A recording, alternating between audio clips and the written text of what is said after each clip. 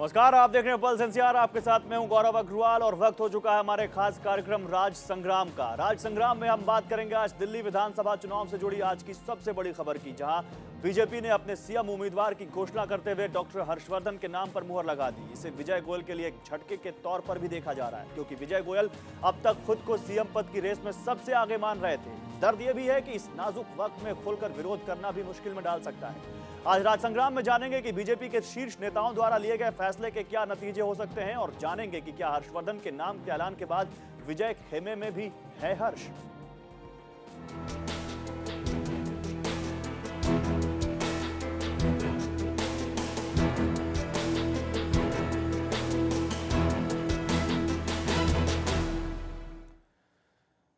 तो बीजेपी ने हर्षवर्धन को अपना सीएम कैंडिडेट तो बना दिया, लेकिन पार्टी में एक शख्स ऐसा भी है जो इस फैसले से नाराज भले ही ना दिखे, लेकिन खींचा हुआ जरूर है, और वो है दिल्ली बीजेपी के प्रदेश अध्यक्ष विजय गोयल।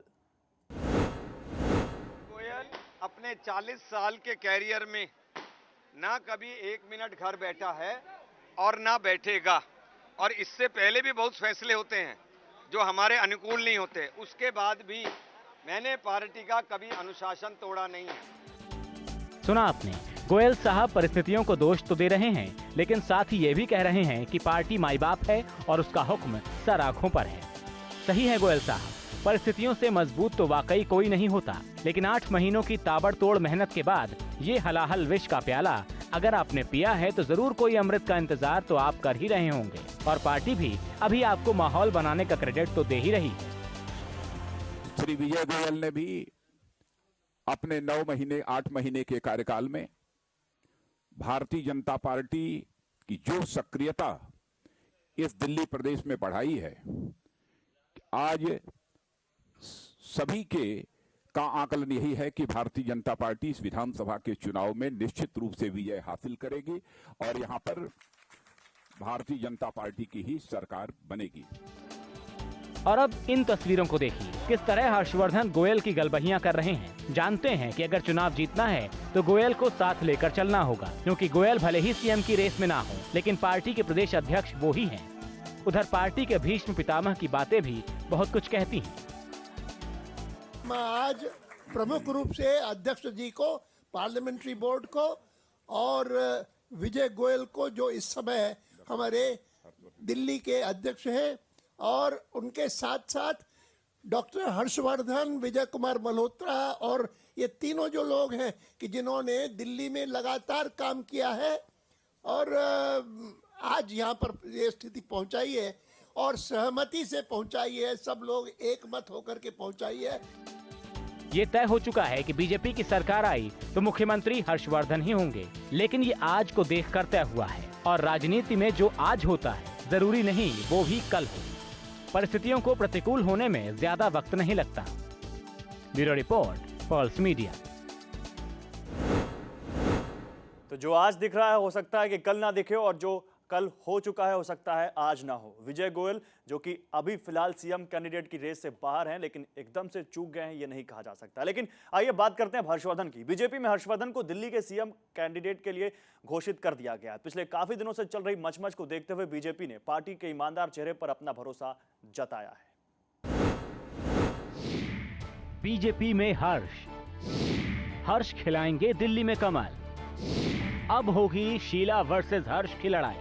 सभी पहलुओं पर विचार करने के बाद सेंट्रल पार्लियामेंट्री बोर्ड ने सर्वसम्मत फैसला किया है कि डॉक्टर हर्षवर्धन को भारतीय जनता पार्टी की तरफ से दिल्ली विधानसभा चुनाव में मुख्यमंत्री पद के प्रत्याशी के रूप में प्रोजेक्ट किया जाना चाहिए।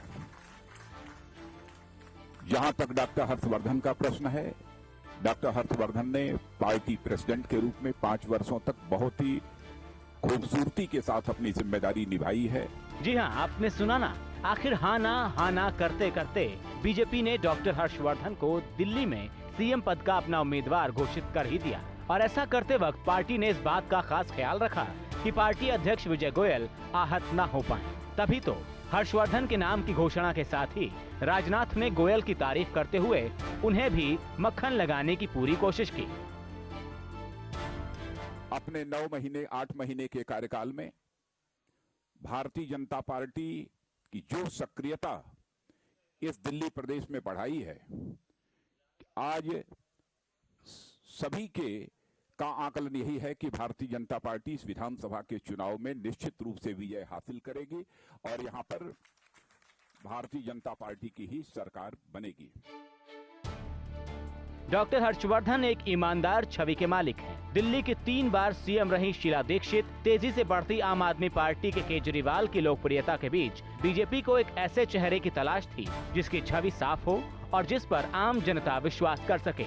ऐसे में डॉक्टर हर्षवर्धन से अच्छा विकल्प उनके पास नहीं था और पार्टी के इस विश्वास पर खरा उतरने के लिए अब डॉक्टर हर्षवर्धन भी तैयार हैं। जो सब हमारे सेंट्रल पार्लियामेंट्री बोर्ड के मेंबर्स हैं, सबसे पहले मैं हृदय की गहराइयों से उनका नतमस्तक होकर धन्यवाद करता हूं कि उन्होंने सर्वसम्मति से मेरे जैसे एक सामान्य कार्यकर्ता को, एक साधारण स्वयंसेवक को, जिसने केवल 2 दशक पूर्व सार्वजनिक जीवन में राजनीतिक क्षेत्र में काम करना प्रारंभ किया, उसे भारत की राजधानी दिल्ली की भारतीय जनता पार्टी के माध्यम से, उसकी सरकार के माध्यम से आने वाले समय में सरकार के मुखिया के रूप में जिम्मेदारी देकर जनता के हितों की रक्षा करने की जिम्मेदारी दी है। ये तस्वीर बीजेपी में सब ठीक होने की कहानी बता रही है, वो दोस्तों की दोस्ती की कहानी बता रही है। लेकिन क्या हकीकत में तस्वीर जितनी खूबसूरत है, क्या हर्षवर्धन और गोयल के बीच सब ठीक हो गया है? क्या गोयल की महत्वाकांक्षा ने वाकई में दम तोड़ दिया है? क्या उनके समर्थकों ने डॉक्टर हर्षवर्धन को स्वीकार कर लिया है? ये सवाल आपके मन में भी उठ रहे होंगे, लेकिन इसका जवाब भविष्य के गर्भ में छुपा है। Bureau report, Pearls NCR. जी हाँ, बीजेपी में हर्ष दिख तो रहा है क्या, लेकिन वाकई में बीजेपी में हर्ष है या किसी खेमे में है, किसी खेमे में नहीं है? क्या वाकई में बीजेपी में सब कुछ ठीक हो गया है या वाकई पर्दे के पीछे कुछ है जो अभी भी चल रहा है? इन सभी बातों पर चर्चा करने के लिए इस वक्त कुछ खास मेहमान मेरे साथ हैं। सबसे पहले आपसे उनका परिचय करवाता हूं। मेरे साथ इस वक्त बीजेपी से अभय वर्मा जी हैं, आप दिल्ली के प्रदेश उपाध्यक्ष भी हैं, बीजेपी के बड़े नेता हैं दिल्ली प्रदेश के। मेरे साथ आम आदमी पार्टी से दिलीप जी हैं। दिलीप जी, आपका भी स्वागत है। अभय जी, आपका भी स्वागत है। और कांग्रेस से इस वक्त मेरे साथ आलोक शर्मा जुड़ रहे हैं। आलोक जी, आपका भी बहुत स्वागत है। सबसे पहले आपके पास आऊंगा अभय जी। उस दिन हमारी बात हो रही थी जब ये चर्चा आई थी सूत्रों के हवाले से, आप कह रहे थे नहीं ऐसा कुछ नहीं होने वाला है और कुछ भी ऐसा पार्टी के अंदर नहीं चल रहा है। आज तो घोषणा भी हो गई, हर्षवर्धन आपके सीएम कैंडिडेट हैं दिल्ली में। देखिए, मैंने उस दिन भी कहा था कि पार्टी के जो शीर्ष नेतृत्व हैं, पार्लियामेंट्री बोर्ड से जो भी तय होगा उसको हम लोग मानेंगे। और जो मैंने कहा था वही हुआ। पार्लियामेंट्री बोर्ड की मीटिंग हुई और उस मीटिंग में सहमति से हर्षवर्धन जी को सीएम का उम्मीदवार घोषित किया गया। ठीक है, आपके सामने पिक्चर आया है, विजय गोयल जी और हर्षवर्धन जी गले मिले हैं और एक दूसरे को मिठाई खिलाए और हैं। हर्षवर्धन मिठाई खिला रहे थे और विजय गोयल पीछे हट रहे थे। नहीं, आप फिर से रिपीट करके पिक्चर देख वो लीजिए। चलेगी, अभी देखेंगे। देखिए, ये मीडिया का काम है, अपना टीआरपी बढ़ाने के लिए कोई पीछे हट रहा है, कोई आगे बढ़ रहा है, लेकिन पार्टी के अंदर ऐसा है नहीं। देखिए, ये भारतीय जनता पार्टी एक संगठन के आधार पे चलती है। इसमें एक प्रणाली है जो पूरे लोकतांत्रिक प्रक्रिया से चयन होता है। ठीक है। और उस हिसाब से ये सारा निर्णय हुआ है। एक समय विजय गोयल जी भी अध्यक्ष बने, वो हमारे सम्मानित नेता हैं, आज भी अध्यक्ष हैं, कल भी अध्यक्ष थे, आगे भी अध्यक्ष रहेंगे। ये तो एक लोकतांत्रिक पार्टी का बहुत अच्छा उदाहरण है आपके सामने। लोकतांत्रिक पार्टी का बहुत अच्छा उदाहरण है कि 8 महीने से जो आदमी दिल्ली में काम कर रहा है, जिसने सीएम के लिए अपना कैंडिडेचर सामने रख दिया, वो जो सीएम पद के लिए लगातार मेहनत कर रहा है, उसको हटाकर एक ऐसे चेहरे को लाया गया जो अभी तक गुमनाम था। और मैं आ रहा हूं आपके पास। और जो अभी तक गुमनाम था और जिसके समर्थन में कह रहे हैं कि पीछे से बैक किया कुछ बड़े नेताओं ने, इसलिए उसको सामने लाया गया। नहीं, गुमनाम कैसे आप कह रहे हैं? हर्षवर्धन जी पिछले 4 बार से एमएलए रहे हैं। जब बीजेपी की सरकार 1993 में बनी थी तो ये स्वास्थ्य मंत्री थे। ठीक है। हर्षवर्धन जी को पूरे दुनिया में पोलियो मुक्त भारत बनाने का अवार्ड मिला हुआ है। आप ऐसे बात कर आज रहे मिला हैं। है, आज मिला है। नहीं, इस समय आप दिल्ली में गुमनाम, बीजेपी में क्या चल रहा है? आपने गुमनाम शब्द मैं अभी यूज भी किया अपने है शब्द पे ना। कहा हूं। आप अभी हर्षवर्धन क्या जी, चल रहा है? अभी सब ठीक चल रहा है क्या? हर्षवर्धन आलोक जी कोई आपके छोटे पास नेता आऊंगा। हैं? आलोक जी, हर्षवर्धन जी की जिस तरह से हर्षवर्धन जी को सामने लाया गया है, हर्षवर्धन दिल्ली में बीजेपी के सीएम होंगे अगर सरकार आती है, क्या कांग्रेस को इससे फर्क पड़ता है? और आप कैसे देखते हैं इस पूरे घटनाक्रम को? देखिए गौरव भाई, कांग्रेस अपने आप में एक राष्ट्रीय दल है और दिल्ली के अंदर हम बहुत मजबूत हैं। हमें दूसरों के बिखरे हुए कुनबे और बिखरे हुए घरों की चिंता नहीं है। वो किस तरह से क्या कर रहे हैं पिछले 8-10 महीने से जनता उसको पूरी अच्छी तरह से देख रही है। आज जिस तरह से इनके शीर्षस्थ नेतृत्व को बार बार कहना पड़ा कि सहर्ष ऐसा फैसला हुआ, सहर्ष ऐसा फैसला हुआ, सहर्ष ऐसा फैसला हुआ, तो बार बार सहर्ष क्यों कहना पड़ा? और अगर ये निर्णय पार्लियामेंट्री बोर्ड को लेना था तो इतने दिनों से क्यों लटका हुआ था? फिर भी ये उनका अपना घर का मामला है, आंतरिक मामला है। हमें चाहे वो विजय गोयल जी रहते, हर्षवर्धन जी हैं, कोई और इनके सम्मानित नेता रहते, हमें इस बात से कोई फर्क नहीं पड़ता। नहीं, फर्क हमारा इसलिए घर पड़ना मजबूत चाहिए है। आलोक जी, क्योंकि कहा जा रहा है कि कांग्रेस को टक्कर देने में हर्षवर्धन गोयल से आगे हैं और हर्षवर्धन के चेहरे पर अब कांग्रेस में खलबली मच गई है। नहीं, ऐसा कहीं कांग्रेस के चेहरे पर कोई खलबली नहीं है। मैं समझता हूं भाजपा ने शायद कहीं ना कहीं जनता को इस संदेश दिया है कि विजय गोयल शायद इस लायक नहीं थे, इसलिए उनको इस तरह से उम्मीदवार नहीं बनाया गया। लेकिन फिर कहना चाहूंगा ये इनका अपना आंतरिक मामला है। जहां तक हर्षवर्धन जी की बात है, 15 वर्षों से मैं भी राजनीति कर रहा हूं, मुझे भी कहीं पर उनका बहुत ज्यादा कोई एक्टिविटी नजर नहीं आई। इधर जमुना के इस साइड का जो क्षेत्र है उसमें जरूर वो फेमस रहे होंगे।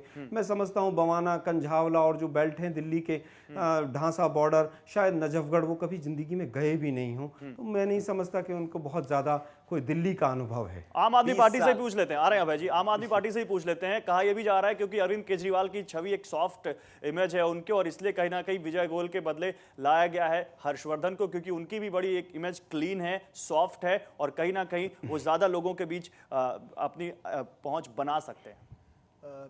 गौरव जी, 2-3 चीज़ें हैं। एक तो ये कि ये बात आपने सही कही कि जिस तरह की राजनीति स्थापित करने जा रही है आम आदमी पार्टी दिल्ली में, उसने मजबूर किया कि ईमानदारी जो है वो पॉलिटिकल बैटल के केंद्र में हो। राजनीतिक युद्ध चल रहा है, उसके केंद्र में कहीं ना कहीं ईमानदारी होनी चाहिए। और यही वजह रही है कि जिसने शीर्ष नेतृत्व पे दबाव बना, किसी तरह का मोरल प्रेशर क्रिएट हुआ, और इतने दिनों से दिल्ली में एक्टिव रहे विजय गोयल जी। मतलब हमारी तो सहानुभूति और संवेदनाएं उनके साथ है कि बड़ी मेहनत से उन्होंने पिच बनाई, खेलने की तैयारी कर रहे थे कि बैट्समैन चेंज कर दिया गया। तो इस प्रेशर की, इस मोरल प्रेशर की वजह से हर्षवर्धन जी को बीच में लाना पड़ा।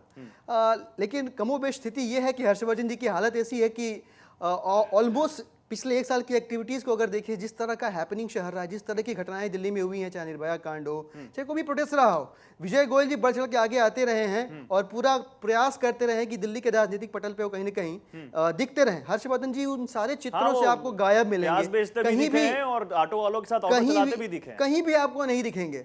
तो ये साबित हो रहा है कि तो आम आदमी पार्टी ने जो राजनीति के केंद्र में ईमानदारी को स्थापित करने का प्रयास किया, उसका असर दोनों ही पार्टियों पर पड़ा है और दोनों ही पार्टियां इससे प्रभावित हुई हैं और अपने निर्णयों को बदलने पे मजबूर ही स्थापित हुआ है। दूसरी चीज मैं यहाँ पे ये जोड़ना चाहूंगा कि हर्षवर्धन जी जो है उस एक हारा हुआ सिपह सालार जिनके अध्यक्षता में दिल्ली में भाजपा ने चुनाव हारा है 8 में। अब ये 2008 में क्यों ये निर्णय लिया गया दोबारा कि एक हारे हुए सिपह सालार को युद्ध की बागडोर फिर से संभाल दी गई? ये बड़ा सवाल है, ये बड़ा सवाल है, ये बड़ा सवाल है। और दूसरी बात ये भी है कि पिछली बार क्यों हटा दिया? जब इस बार हर्षवर्धन को आपको सीएम कैंडिडेट बनाना था तो पिछली बार क्यों हटा दिया? विजय मल्होत्रा को क्यों ले आए थे पिछली बार? देखिए, यही तथ्यों को पहले समझिए। मैं पहले भी कहा हूं, आप ध्यान से सुनिएगा, पहले भी मैं कहा हूं कि ये पार्टी एक लोकतांत्रिक पार्टी है, कोई व्यक्ति से ये पार्टी नहीं चलता। इसका बहुत अच्छा उदाहरण 2008 में देखा गया कि हर्षवर्धन जी प्रदेश अध्यक्ष है, विजय कुमार मल्होत्रा को एज ए सीएम घोषित किया गया। ये कोई पहली घटना नहीं, जैसे इन्होंने कहा एक ज्यादा तो परिपाटी लगती है। 2008 में एक सेकंड पूरी बात होने दीजिए। जैसे अभी इन्होंने बताया कि हमारा दबाव, किस बात का दबाव? ऐसे पहले भी होता रहा। अभी 2 महीना पहले नरेंद्र मोदी को एज ए प्रधानमंत्री वही मैं घोषित कहने किया वाला गया। था, वही हमारे आपने पार्टी पार्टी में, वही मैं कहने वाला सुनिए, था आपसे। हमारे पार्टी आपने में 2008 में हटाया वो हर्षवर्धन को, देखिए, मल्होत्रा को लेके आए, फिर आपने अडवाणी को हटाया, मोदी को लेकर आए, हाँ, तो फिर क्या अब हो आपने गया? ये हटा दिया जब जो जनता विजय गोयल को और आप चाहेगी, हर्षवर्धन जो को ले आए। कार्यकर्ता तो क्या ये चाहेगी वही बीजेपी काम की होगा ना। परिपाटी बन गई? आलोक जी, क्या ये बीजेपी की परिपाटी बन गई? इस सवाल का जवाब लेना चाहूंगा आपसे, लेकिन छोटे से ब्रेक के लिए यहाँ रुक रहा हूं। इस सवाल का जवाब आपसे लूंगा और आम आदमी पार्टी से भी लूंगा। क्या बीजेपी में ये परिपाटी बन गई है कि एक नेता को हटा के ऐन वक्त पर दूसरे नेता को लाया जाए? मैं आ रहा हूं आपके पास, लेकिन छोटे से ब्रेक के लिए रुक रहे हैं। ब्रेक के बाद अपने इन खास मेहमानों से इस बात का जवाब लेंगे। रहिए हमारे साथ।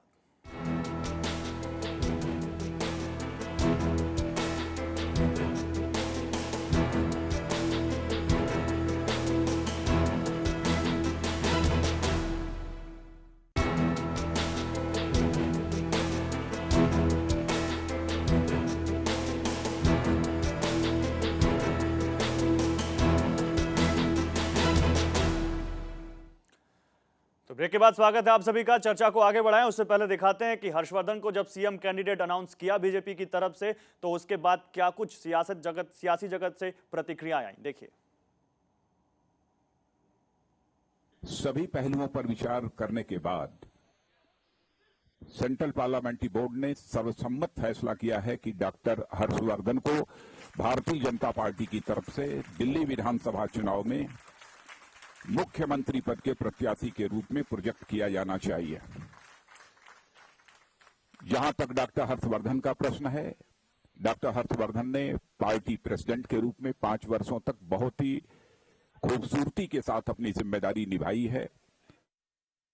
मैंने आरंभ से ही ये कहा था कि पार्लियामेंट्री बोर्ड जो भी फैसला करेगा वो सबको मान्य होगा जी। आज पार्लियामेंट्री बोर्ड ने हमारे पुराने साथी डॉक्टर हर्षवर्धन का नाम दिल्ली के मुख्यमंत्री पद के उम्मीदवार के लिए तय किया है और मुझे किसी प्रकार की कोई नाराजगी ना पहले थी ना अभी है। अभी मेरी और ज्यादा जिम्मेदारी बन जाती है कि पार्टी को विजय दिलाने के लिए। आज जो कुछ निर्णय पार्टी ने किया है और जो निर्णय सहर्ष रूप से दिल्ली प्रदेश के इस समय जो अध्यक्ष हैं हमारे विजय गोयल, उन्होंने सहर्ष स्वीकार किया है और मुझे लगता है कि इसके परिणाम स्वरूप जो स्थिति जनसंघ के आरंभ में मैंने राजधानी में देखी, आज राजधानी के परिणाम ही कुल मिलाकर के देश भर के परिणाम, और जो केवल इन 4 प्रदेशों तक सीमित नहीं है जहां पर आज हम चुनाव संघर्ष कर रहे हैं, लेकिन जिनका लोकसभा से भी संबंध है, उनमें भी शानदार परिणाम आएंगे, इसमें कोई संदेह मुझमें नहीं है।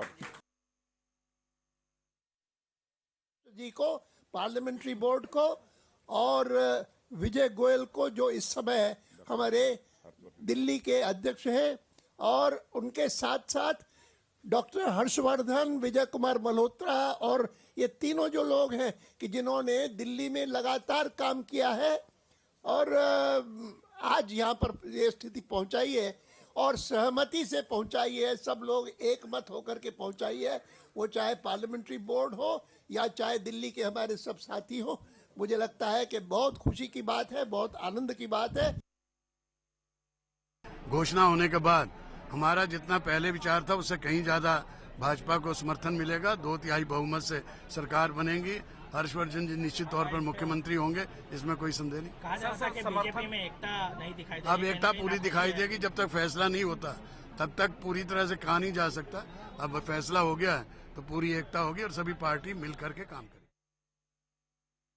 तो लोगों के मन में ये उठ रहा है कि जैसे कांग्रेस इतनी ज्यादा भ्रष्ट हो चुकी थी तो अपने भ्रष्टाचार को छुपाने के लिए एक ईमानदार चेहरे की जरूरत थी, तो उन्होंने डॉक्टर मनमोहन सिंह को आगे कर दिया। डॉक्टर मनमोहन सिंह के चेहरे के पीछे कांग्रेस वाले सारे गलत काम करते हैं। उसी तरह से बीजेपी इतनी ज्यादा भ्रष्ट हो चुकी है दिल्ली के अंदर कि उनको भी एक ईमानदार चेहरे की जरूरत थी। अब डॉक्टर हर्षवर्धन दिल्ली के अंदर बीजेपी के मनमोहन सिंह साबित होंगे, और जैसे मनमोहन सिंह कुछ नहीं करते, केवल कांग्रेस के भ्रष्टाचार को लीपापोती करते हैं, वैसे डॉक्टर हर्षवर्धन बीजेपी के उसके ऊपर लीपापोती करेंगे। तो सुना आपने क्या कह रहे थे केजरीवाल। दिलीप, ये क्या कह रहे थे केजरीवाल? मनमोहन सिंह क्या वाकई हर्षवर्धन बीजेपी के मनमोहन सिंह है? देखिए, ये स्पष्ट हो जाता है जितनी एमसीडी में है दिल्ली की बीजेपी जो है एमसीडी में है दिल्ली में पिछले 7 साल से, और सड़क चलते किसी आदमी से पूछ लीजिए कितना भ्रष्टाचार है एमसीडी में। और अगर ये इतने अच्छे आदमी थे, इतने ही सक्रिय थे, और दिल्ली के जो बर्निंग इश्यूज हैं, बिजली, पानी, आपने नोटिस किया होगा इन सारे मुद्दों पे हमेशा पहला चेहरा दिखाई दिया है बीजेपी की तरफ से विजय गोयल जी का रहा है। उन सारे फ्रेम से एकदम आउट ऑफ सिंक रहे हैं, आउट ऑफ इश्यूज रहे हैं, आउट ऑफ मतलब क्या चल रहा है दिल्ली बीजेपी में। मुझे लगता है कि हर्षवर्धन जी को आइडिया नहीं रहता होगा, कृष्णानगर से बाहर नहीं निकलते रहे होंगे। नहीं, मतलब थोड़ा सा कंफ्यूज स्टेटमेंट इसलिए लग रहा है कि ईमानदार हैं कि नहीं है, वो पता नहीं। ईमानदारी के ऊपर मेरा कोई प्रश्न चिन्ह नहीं है उनके ऊपर, पर आपको मैं याद दिलाना चाहूंगा तक जुलाई 2010 की बात है, मतलब सरकार बन चुकी थी कांग्रेस की, और तब जो है एक स्टेटमेंट आया था हर्षवर्धन जी का। इन्होंने बड़े गर्व के साथ पब्लिक में, मीडिया के सामने कहा था कि मुझे अभिमान है, मुझे गर्व है कि शीला दीक्षित हमारी चीफ मिनिस्टर हैं, और बहुत ही प्राउड कलीग हूँगा मैं उनका, उनके साथ काम कर रहा हूँ, पोजीशन में हूँ, और तमाम तरह की चीज़ें। अब ऐसे व्यक्ति से आप क्या उम्मीद कर रहे हैं कि वो कांग्रेस का अपोज करेगा, कि बीजेपी को लीड कर पाएगा, जबकि एक बार ऑलरेडी उनके नेतृत्व में सरकार बनते बनते रह चुकी है दिल्ली की बीजेपी में। तो ये सारी चीजें कहीं ना कहीं आलोक जी, प्रश्न खड़ा करती मनमोहन हैं। सिंह है बीजेपी के, हर्षवर्धन ये कह रहे हैं केजरीवाल, कांग्रेस कैसे देखती है? नहीं, मैं बिल्कुल इनके तथ्य से बिल्कुल अपने आप को इत्तेफाक नहीं रखता हूं, मैं इनसे दूर रखता हूं। मनमोहन सिंह जी ने पिछले 9 वर्षों से बहुत अच्छे से देश को चलाया है, और केजरीवाल साहब ने किस परिप्रेक्ष्य में कहा है वो वही जाने, क्योंकि इनका काम केवल आरोप लगा देना है, केवल दूसरों की आलोचना कर देना है। अभी तक ना अपना पूरे हिंदुस्तान में इनका एक कॉरपोरेटर है, एक एमएलए है, ना इनको संविधान की जानकारी है, ना अभी इन्होंने देश कैसे चलता है ये पता है इनको। केवल आरोप लगाने की राजनीति कर रहे हैं। मैं समझता हूँ दिल्ली की जनता चिंतन और मनन के साथ वोट डालती है। तो मतलब आज भी पूरी तरह से लड़ाई जो है वो कांग्रेस और बीजेपी के बीच में है। इन लोगों के केवल चुनावी वादे तो आपने बड़ी अच्छी बात कर दी, आपने अभय जी को खुश कर दिया कि वो लड़ाई में, अभी तक तो कांग्रेस कह रही थी कि अब लड़ाई में है ही नहीं। लेकिन क्या ये माने कि जिस तरह से मनमोहन सिंह का तमगा दिया है, हर्षवर्धन एक ईमानदार है, छवि के शख्स हैं, अब बकौल केजरीवाल, ये माने, आप मानते हैं इस बात को? नहीं, ऐसा कुछ नहीं है। इनका जो तथ्य हैं वो बिल्कुल सच्चाई के धरातल से बहुत दूर हैं। मैं इनसे इत्तेफाक नहीं रखता हूं। अभय जी बताइए, कैसा जवाब देंगे केजरीवाल का? केजरीवाल ये तो केवल बोलते हैं, आज तक तो कुछ किए नहीं। जो इशू उठाए उसी में ये धाराशायी हुए, जो स्टेटमेंट दिए उसी में ये पीछे हटे, जहां ये धरना प्रदर्शन किए वहीं से झोड़ा झपटी लेके भागे। आज तक इन्होंने जनता को कोई भी काम करके नहीं दिखाया, पूरे दावे के साथ कहता हूं। और सत्ता की बात करते हैं, ये सत्ता के करीब नहीं पहुंचेंगे, सत्ता इनसे दूर। आपके हर्षवर्धन पहुंचेंगे? सुनिए, हर्षवर्धन पहुंचेंगे? हर्षवर्धन हम अभी भी 2/3 बहुमत से जीत के आ रहे हैं। आप 8 तारीख को फिर इसी बैठेंगे और देखेंगे जो राष्ट्रमंडल खेल का घोटाला हुआ है, जो बिजली का घोटाला हुआ है, जो भ्रष्टाचार इन्होंने डिपार्टमेंट में मचाए हैं, उसका जनता मुंहतोड़ जवाब देने वाली है। 4 तारीख को जब चुनाव होगा और 8 तारीख को जब पेटी खुलेगा, सब कुछ सामने होगा। लेकिन इसलिए मैं सिर्फ इतना कहना चाहता हूं कि बड़बोलेपन से राजनीति नहीं होता। आप किसी भी व्यक्ति का किसी से तुलना कर दे, उससे नहीं होता। जो व्यक्ति एक 70 साल के चलिए नहीं होता, धोखा दे के पार्टी बनाया, दिलीप कुछ कहना चाह रहे हैं, दिलीप के पास आऊंगा। लेकिन अभय जी मानते हैं, चलिए नहीं होती, लेकिन राजनीति मिलजुल कर होती ना। चुनाव में जीतना है तो आपको पार्टी को एकजुट करके जाना पड़ेगा। आपके विजय गोयल ने अपने आप को समेट लिया है, कैंपेनिंग में उन्होंने समेट लिया अपने आप को, कैंपेनिंग करने वो जा नहीं रहे। और जितनी भी आज उन्होंने बाइटें दी, जो भी आज उनकी बॉडी लैंग्वेज थी, उससे लग नहीं रहा था कि विजय गोयल बहुत खुश है। हर्षवर्धन मिठाई खिला रहे हैं और विजय लगने से नहीं होता ना, आपके लगने से नहीं होता। सारा शीर्ष नेतृत्व बैठ के डिसाइड किया और विजय गोयल जी ने आके कहा फिर क्यों 11 अशोका रोड पर बीजेपी कार्यकर्ता पहुंच गए और विजय गोयल के समर्थन में वो नारेबाजी होने लग गई? हर व्यक्ति को अधिकार है अपनी बात कहने का, इसमें गलत क्या है? बात कहने में और नारेबाजी में अंतर है। किसी को रोक है क्या कि आप अपनी बात नहीं बात कहने में और नारेबाजी में सवाल आज का है। देखिए, आज सारे शीर्ष नेतृत्व एक जगह इकट्ठा हुए और सबने मिलकर घोषणा किया और आपके सामने विजय गोयल जी का स्टेटमेंट आया कि अब मेरे ऊपर और जिम्मेदारी बढ़ गई कि मैं किस प्रकार से जिता के लाऊं। दिलीप, आप अपनी ये भारतीय जनता पार्टी की विशेषता। मैं दोनों साथियों की एक बातों का जवाब देके अपनी बात चाहूँगा। आलोक जी ने कहा इनको अनुभव क्या है, तो माननीय क्षमा करिएगा, जो अनुभव आपका है सरकार चलाने का, जिस तरह का भ्रष्टाचार आप लोगों ने अपने प्रशासन में किया है, हमें नहीं आता है वो करना और हम कभी सीखेंगे भी नहीं, क्षमा करिएगा। दूसरी बात ये कि अभय जी ने कहा कि इन्होंने करके क्या दिखाया है, तो सर आप लोगों ने जो करके दिखा दिया है, हम तो वही नहीं करके दिखाएंगे इस विश्वास के साथ जनता हमें आगे कर रही है। तो क्षमा करें, हमें वो करके नहीं दिखाना है। मतलब सड़क चलते करके मत दिखाइए, दोनों करके नहीं दिखाना, दोनों में से कुछ करके नहीं दिखाना। बड़ा सवाल दिलीप जी, एक सवाल ये तो है आता है, एक सवाल ये तो आएगा कि आप ये नहीं करके दिखाएंगे जो उन्होंने किया, लेकिन दूसरा आप करके क्या दिखाएंगे? और दूसरी बात, हर्षवर्धन को कैसे काउंटर करेंगे आप? हर्षवर्धन जी को काउंटर करने की जरूरत नहीं है सर। आप इस दिल्ली के बाहर उनको खड़ा कर दीजिए किसी चौराहे पे, बगल वाले नहीं पहचानते होंगे। इसीलिए मैंने कहा कि बीजेपी ने ये काम आसान कर दिया है। भारतीय जनता पार्टी का ने आम आदमी पार्टी का काम आसान कर दिया है। और अभी मैं किसी स्थापित न्यूज चैनल के ट्विटर में पढ़ रहा था कि जो अंदरूनी बातचीत हुई उसमें ये समझाया गया है विजय गोयल जी को कि आप जो है ये छोड़ दीजिए सीएम वाला काम, ये हर्षवर्धन जी को दे देते हैं, आप लोकसभा से लड़ लीजिएगा। लोकसभा से अगर आप नहीं लड़ पाए, लोकसभा से नहीं लड़ पाए तो राज्यसभा की सीट मिल जाएगी।